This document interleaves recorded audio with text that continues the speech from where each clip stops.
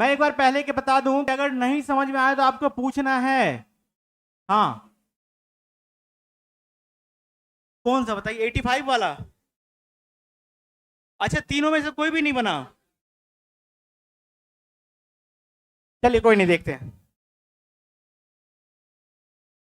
अरे बातें नहीं, बातें मत कीजिए, ठीक है? आपने कुछ नहीं सीखा अभी, बस स्क्वायर निकालने सीखा है, इसी में आपने आप होशियार मत समझिए, ठीक है?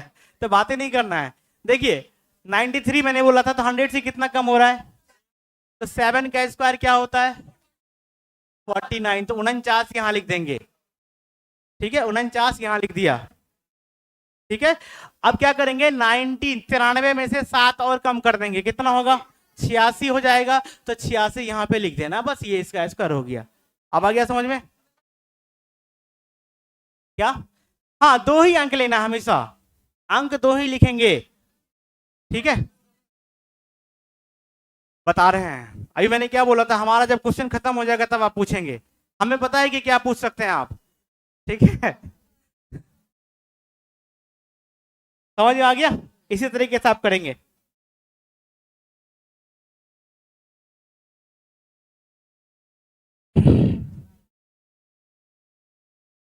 हाँ, आगे सुनते हैं, सुनिए ध्यान से। नेक्स्ट, अब इधर देखिए, अभी 90 100 से कम वाला हमने सीख लिया। चलिए अब बात करते हैं, मान लो किसी ने मेरे से पूछ लिया है, सर 102 का स्क्वायर, ध्यान से सुनिएगा, सब कुछ सेम है, चेंज कुछ भी नहीं है, 100 से कितना ज्यादा? 2 का स्क्वायर 04, मैंने बोला था 2 डिजिट के साथ लिखना है, ठीक है? देखो, अगर 100 से जो नंबर कम है ना उसको उतना कम करना है, 100 से जो ज्यादा उसको उतना बढ़ा देना है ना? तो 100 से कितना ज्यादा है, इसको 2 और बढ़ा दो, तो 104, ये इसका स्क्वायर हो गया। समझ में आया? अच्छा, दूसरा मान लो किसी ने कहा सर 105 का बताइए जरा, तो 5 का स्क्वायर 25 लिख देना है। अब 105 में 5 को जोड़ेंगे, अरे वाह, बहुत बढ़िया, 110। क्लियर है?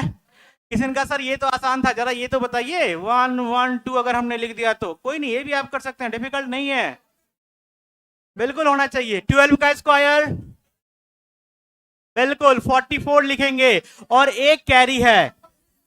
हाँ, अब इसमें क्या करेंगे, 12 जोड़ेंगे, 124 और एक कैरी, बहुत बढ़िया,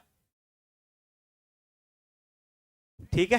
हाँ, 27 का बताते हैं। अभी अभी मैंने क्या बोला है, मैंने एक बात हमेशा बोलता हूं, हमारा जब क्वेश्चन खत्म हो जाता है तब आप पूछिए, ठीक है? आपको दिमाग में कोई भी डाउट नहीं रहने देंगे, ठीक है?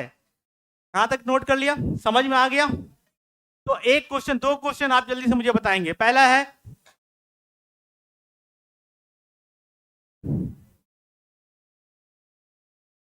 इन दोनों के स्क्वायर मुझे लिख के बताइए तुरंत, कितना आया?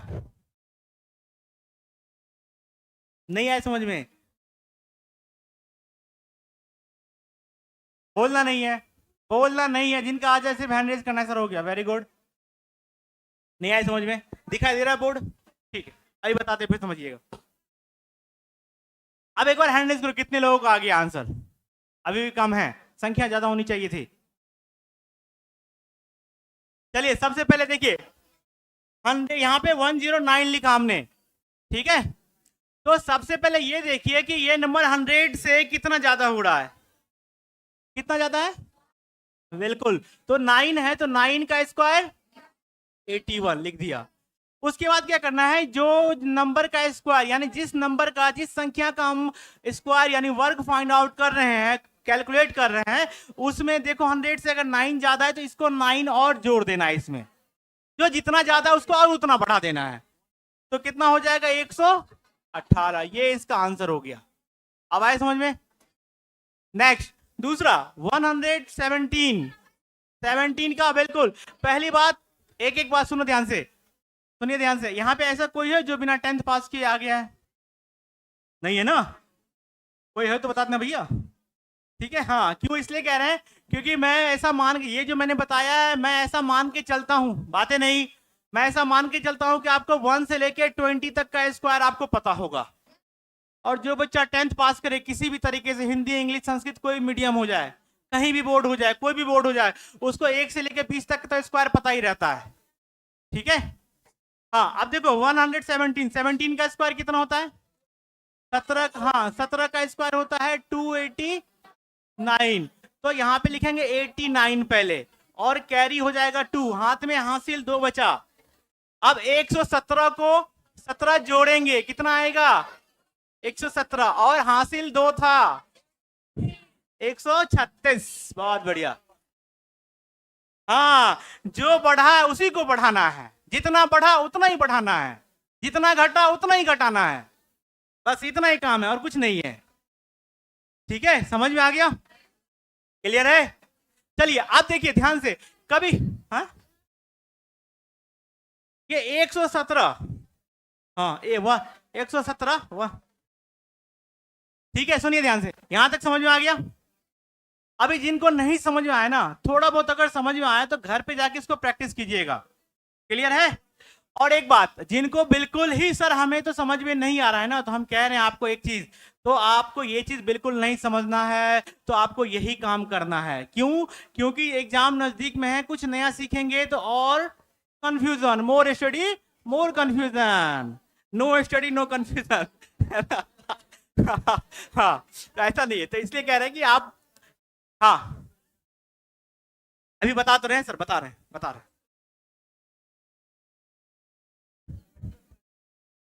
हाँ सुनिए ध्यान से, मेरी बात इधर सुने।